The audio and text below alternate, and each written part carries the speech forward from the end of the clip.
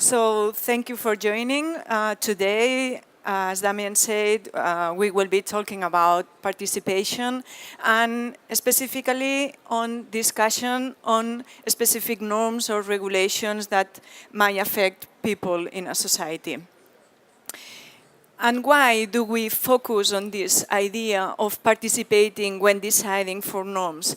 Because there was this Nobel Prize winner, Elinor Ostrom, that stated and studied that societies that involve people, citizens, in choosing what are the regulations are performing better. So we think it's very important to include citizens in the decisions of the society. So let's talk about online participation and some of the challenges that are that we should face. So far, we have a very well-known participation mechanism, which is voting. We are aware of it. It's the one that we use usually, and it's very simple. You just say yes or not for something, or choose one option. We are the one that we are using all the time. But recently, we had some experiences about Brexit or Donald Trump being elected that makes us think, is this working properly? Is voting enough? It's simple, we know it, but is it enough? And we think we should look for different alternatives. So we take this as a reference from Desmond Tutu, which is a wiser person. Use arguments instead. Don't shout, don't be angry. Use the reason, give reasons to defend something. So that's our idea. Our idea is to use argumentation as an alternative participation mechanism. The only problem is that it's complex. It is more complex than just saying yes or not from a voting perspective. But we have to deal with complexity. So let's see an example. Imagine you are in a city, and now we are in autumn, and there are many leaves, and people want to have a regulation, a norm saying we should take fixed turns to clean the street, for example. And we will do it at 6 a.m. So we should have people deciding, discussing, providing arguments to say if they should have this norm, this regulation, or not. So they will provide arguments. For example, someone might say, okay, 6 a.m. is too early, or others might say, I think that the schedule is too rigid. But some others might say also, but it's a fair distribution because we all participate and we all take the same amount of work. So together we can think that everyone is providing his arguments, and we are doing a process where all the intelligence comes from the collectivity, from all the people talking. So we think it's, as I said before, it's more complex, but we are getting a richer way of making decisions. So let's talk about how science can help to build this idea. So we will be using argument theory and information fusion. I'm not getting into much details, just to give a brief idea of what I am talking about. So let's talk about argument theory. What we want is to aggregate different opinions from the participants. How can we do it? So imagine we have the same norm as before, take fixed turns for cleaning the street, and we have these arguments. We can create a kind of map, a graph, relating this argument, saying, look, this argument, fair distribution, is in favor of the norm, but these other two are not are not defending the norm, they are against the norm. And there might be also other relations between the arguments. So we are in a process where things get complex, but richer. We are providing more information, we are providing reasons to decide for a norm to be established. And Now, what we can do is to use the technology, the argumentation logic, to ask people, do you agree with this argument? Do you agree with this argument? Do you like the norm? And from collecting all the opinions, then the maths come in, they help us to make a decision, to take a decision here. So, considering the combination of all the opinions, you might get a result that is, yes, we should have this norm, this regulation. On the other side, we can also use information fusion, and we will see how this can be done in an online norm discussion prototype I will be presenting. So the idea here is that you go online and you have a norm, whatever it is, and then participants can add arguments that are in favor or against the norm, the proposal. Here you might have a list of the positive arguments, the arguments that support the norm, some others that are cons, negative arguments. So we allow people to provide their own opinions.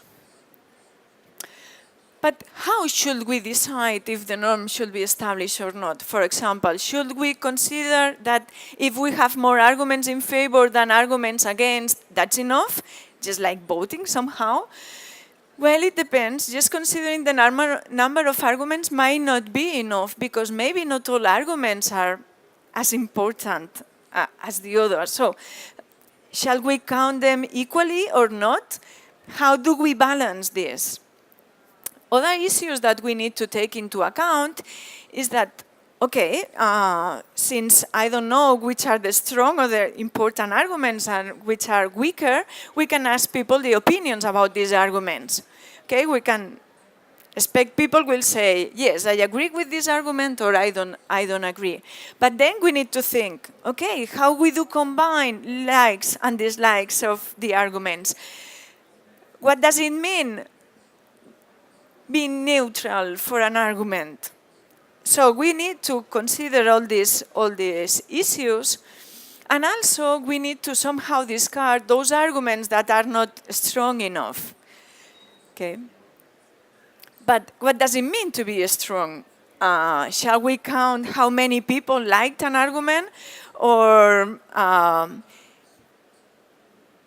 how much people should like an argument to be counted? Because maybe they are, I like it, but not so much. So we need to consider all these issues. One option of including the maths to help in people providing their opinions and having a common resolution is to ask people to rate the argument just with the typical star kind of rating. And then we can use aggregation operators, which come from the information fusion theory, to have a common value for this specific argument. And here we might know how many people provided their opinion. Okay, so first step will be people giving their opinion about each argument. Second step will be to gather all the information from all the arguments that have been provided into a single value for saying, okay, the pros are this big or have this weight. The cons, the arguments that are going against the norm, have this other value. And then we can compare and say, the norm, the proposal has this overall evaluation. Okay. And with this information, we might decide about the norm. So that's the basic idea. The problem here, as I said, is that it's more complex than just saying I like it or I don't like it. So there are many usability issues that need to be considered if we want everybody to participate and provide the reasons and give their opinions. So that's mostly about it. I've been trying to explain how argumentation theory and information fusion can be used to help in the participation. And we know there are challenges that need to be tackled, which are the complexity of the whole process, which is more difficult than a simple voting, and the usability associated to it. But that was my presentation. Excellent. Maite, thank you very much. Before we conclude this session, I'd like to ask you a question, if I may, around what you said at the very beginning. You quoted Desmond Tutu, and I think that was a very inspiring quote. At one point you said, it's been proven through the Nobel laureate that societies that allow their citizens to participate are more successful. What was the definition of success in that study, and how did they measure performance? Okay. I might move to the place where that was done. I've quoted this sentence, but let me go.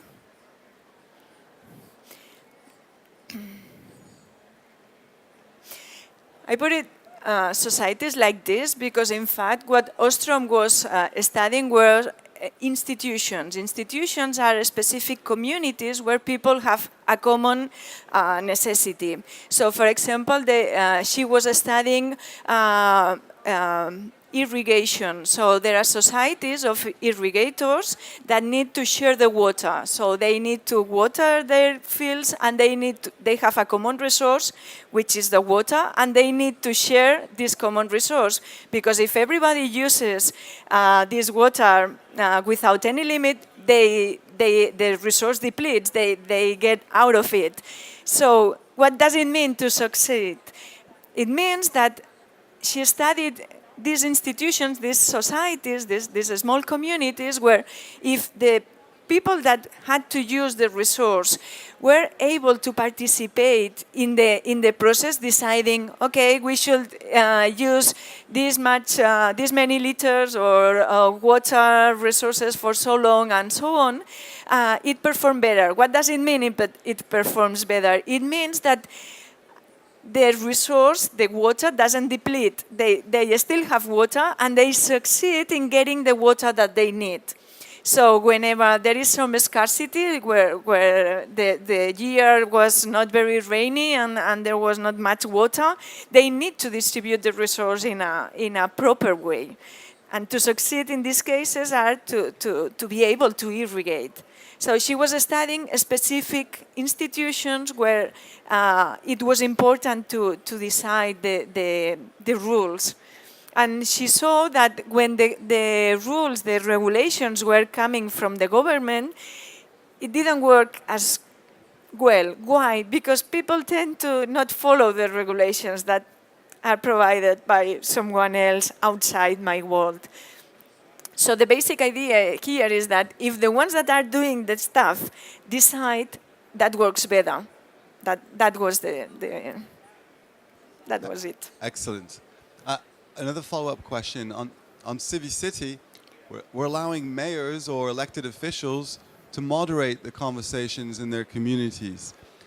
That's some form of asymmetrical relationship where the citizens don't necessarily always have the same rights as the elected officials. Would you have any advice or tips or any principles that you found from your research in regards to moderating online communities? Moderation is a very hard topic because it's very easy to have some bias. So whenever you have a person in charge of that, it might be the case that this person is biased somehow.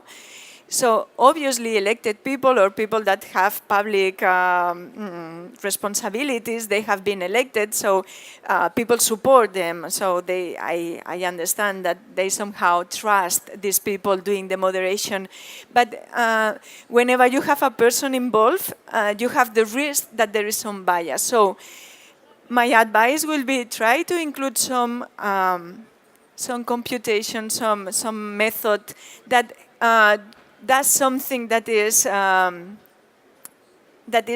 objective in the sense that it's not biased.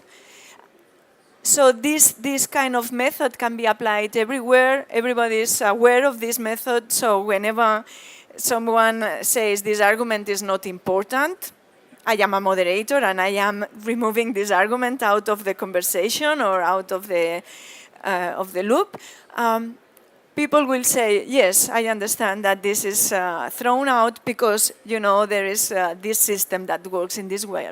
So the responsibility made by people is good, to have some people behind the scenes taking the responsibility, but with the help of some tool, I think it might work better. That will be my view or my approach. Excellent. I'm going to open the questions to the floor. If anyone here has any questions they'd like to ask Maite.